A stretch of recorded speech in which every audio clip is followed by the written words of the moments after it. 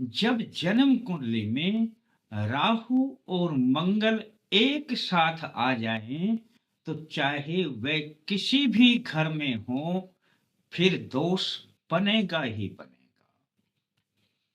और इन दोनों की युति को अंगारक दोष के नाम से जाना जाता है। अब आप कहेंगे कि अंगारक दोष होता क्या है?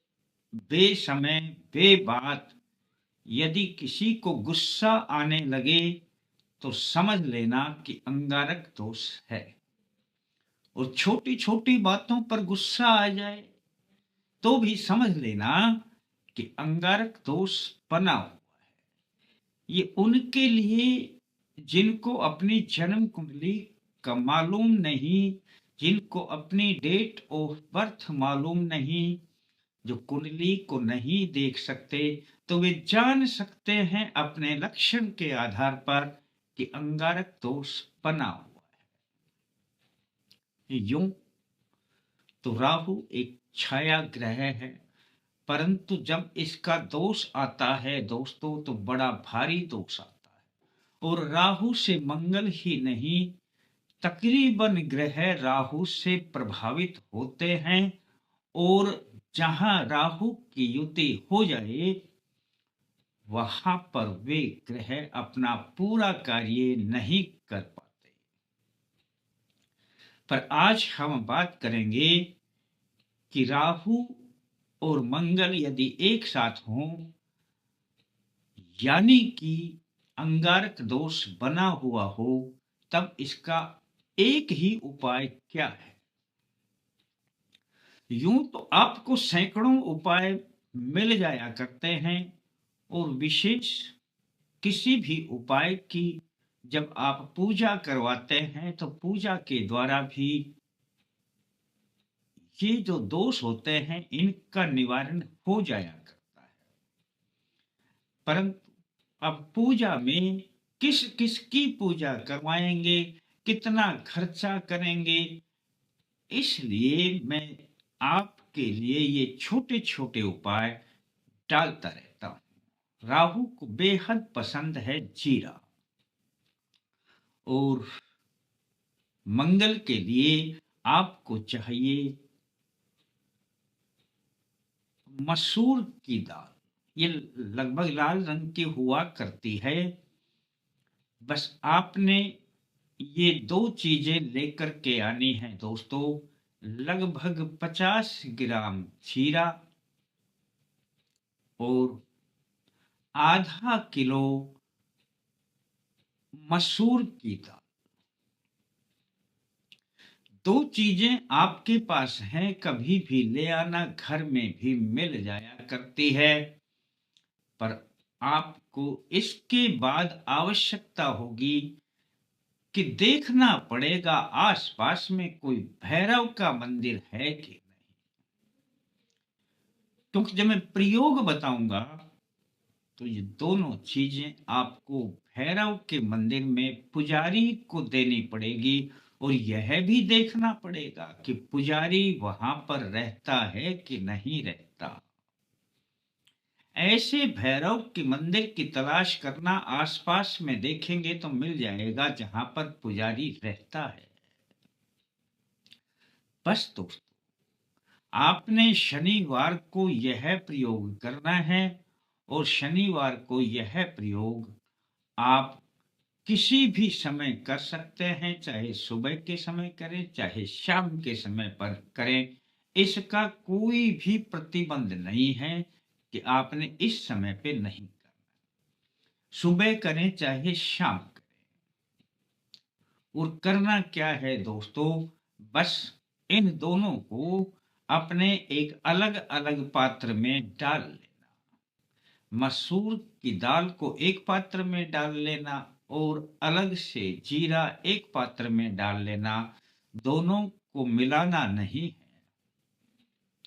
और अब दोस्तों, आपने जिस पात्र में मसूर की दाल है, उसमें से एक मुट्ठी दाल ले लेना।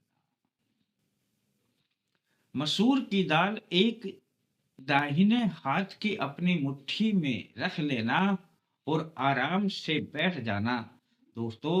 और आपने इस मंत्र का लगभग 2 मिनट, 3 मिनट, 4 मिनट आप जितना कर सकें उतना जप करना है। जिस अंदाज में मैं बताऊंगा उस अंदाज में कर।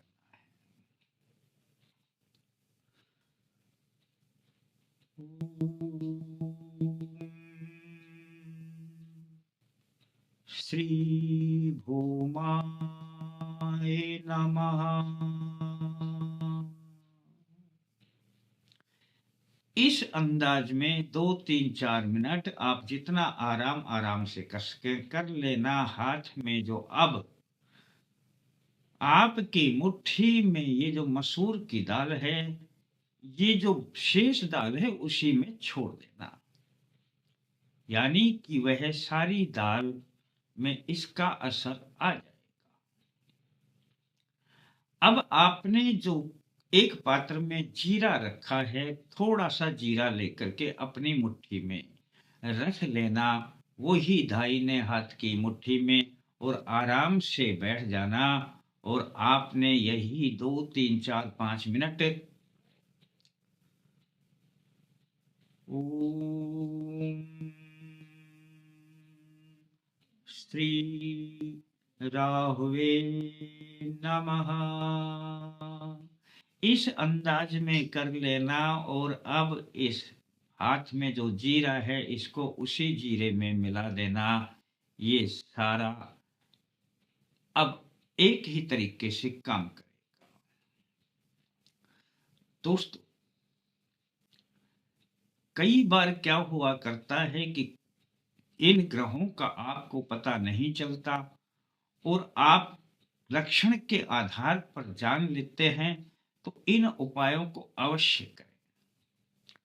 अब यह है जो आपके पास मसूर की दाल और जीरा है, इसको आपने अलग अलग थैली में डाल लेना है, चाहे किसी भी थैली में डाल लें।